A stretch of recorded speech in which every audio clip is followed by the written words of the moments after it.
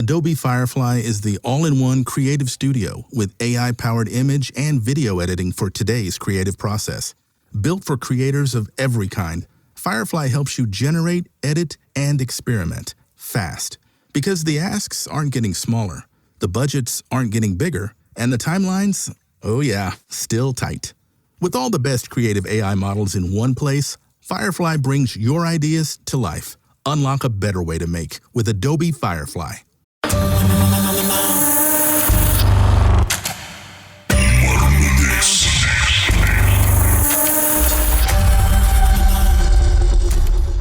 யார சொன்னா நம்புவாங்களா தெரியாது. மத்தியான நேரம் மணி ஒரு 2 மணி இருக்கும். ஓகே, அப்ப எங்க மாமனாரு வீட்டுக்கு வந்து சொன்னாரு, இந்த மாதிரி தம்பியை நான் கூட்டிட்டு போறேன், நாங்க வெளியே போறோம், தம்பியை நான் கூட்டிட்டு போறேன்.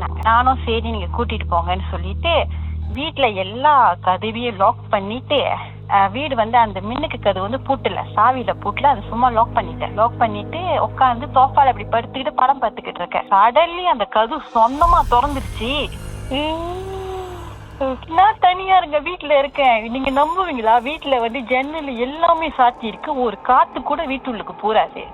என்ன எப்படி திறந்துருப்போன்னு நான் யோசிக்கிறேன், ஏஞ்சிக்கிறேன் சிஸ்டர். என் கை 2 பின்னி, என் காலு 2 பின்னி, என்னால பேச முடியாம ஆகி யாரோ அப்படி பிடிச்சாங்கன்னா நம்ம ஒரு மாதிரி ஆக மாட்டோம். நம்மளால ஒரு பொருளை தொட முடியல, பேச முடியல, அந்த மாதிரி ஆயிட்டேன். என்னால ஏஞ்சிக்க முடியல. நான் நவுந்து போய் கதவை திறந்து வெளியே போயிட்டேன்.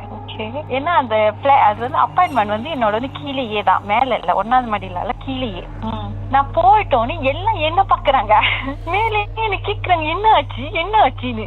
ஐயோ நம்ம எப்படி சொல்றது, சொன்னா நம்புவாங்களா இல்ல நம்மளோட கற்பனையா, என்ன ஆச்சு அப்படி ஆயிட்டேன் சிஸ்டர் நானு. ஆமா, நீங்களும் குழம்பிருப்பீங்க, இதை எப்படித்தான் ப்ரோசஸ் பண்றதுன்னு. ப்ரோசஸ் பண்ணுவோன்னு தெரியல, யாருக்கு சொல்லணும்னு தெரியல. அப்படி அப்புறம் வெளியே வந்ததுக்கு அப்புறம் என் போன் உள்ளுக்கு ரிங் பண்ணுது.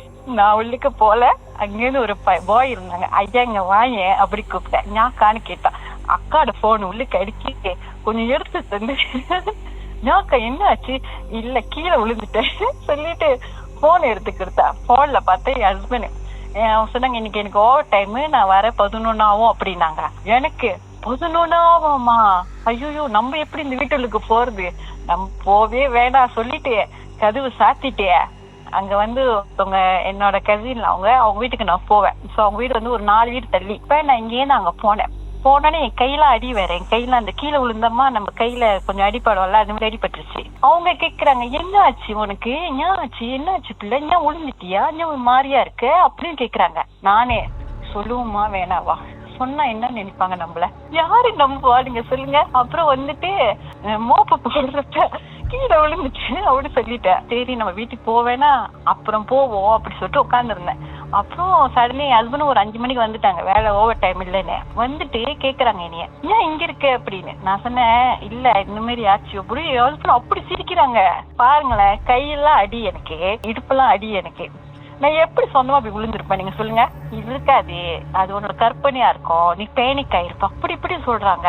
எனக்கு டென்ஷன் ஆகி நான் சொல்லிட்டேன், இல்ல பரவாயில்ல விடுங்க, யாரும் நம்பலனா அப்படின்னு சொல்லிட்டு. அப்புறம் உள்ளுக்கு வந்தாலும் அதோட எனக்கு ஒரு பயம் சிஸ்டர், அந்த ரூம் சொல்லிட்டு போக மாட்டேன். நீங்க வெளியே போயிட்டீங்களே, வெளியே போயிட்டு திருப்பியும் வரும்போது உள்ள வந்து பாக்கும்போது அந்த கதவு திறந்தாப்புலதான் இருந்துச்சா இல்ல எப்படி இருந்துச்சு? திறந்த கடையில்தான் இருந்துச்சு சிஸ்டர், அப்படி திறந்தபடிதான் இருந்துச்சு அது. அப்ப நான் சொன்னேன், இந்த ரூம் கதவை நான் சாக்கி வச்சிருந்தேன், ஆனா இது திறந்திருக்கு, எப்படி திறந்திருக்கு நான் கேக்குறேன். அவங்க சொல்றாங்க, நீ தான் சும்மா அந்த ரூமுக்கு போயிட்டு வருவி அப்படி சொல்றாங்க நீ.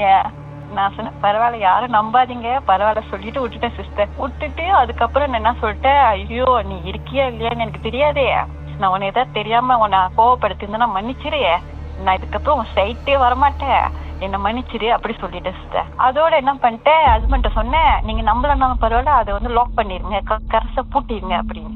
அதோட பூட்டிட்டாங்க அந்த கதவை. பாட்டுக்கு பிறகு என்ன நடந்துச்சுன்னு பார்ப்போம்.